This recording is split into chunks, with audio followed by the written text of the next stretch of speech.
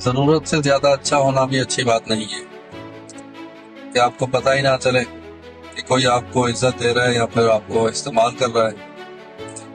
اپنے کردار کو نمک کی طرح بنائیں کہ کوئی آپ کو چھوڑ بھی نہ سکے، کوئی آپ کے بنا رہ بھی نہ سکے، اور کوئی آپ کو ضرورت سے زیادہ استعمال بھی نہ کر سکے۔ کبھی آپ نے یہ سوچا ہے کہ لوگ آپ کو نظر انداز کیوں کرتے ہیں؟ اس کی 4 وجوہات ہو سکتی ہیں۔ پہلا، آپ ان کو ان کے اوقات سے زیادہ اہمیت دیتے ہیں۔ دوسرا، آپ ان کی ایک بار کہنے سے مدد کے لیے دوڑے چلے جاتے ہیں۔ تیسرا، آپ کھل کر بولتے ہیں اس لیے لوگ آپ کو سیریسلی ہی نہیں لیتے ہیں۔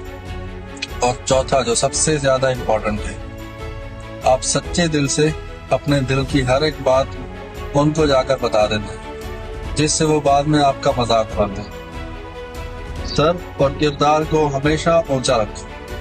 اچھے برے دن تو آتے رہتے ہیں، آج آئے ہیں کل چلے جائیں گے، اور اگر کبھی زندگی میں اکیلے بھی چلنا پڑے تو پریشان مت ہونا۔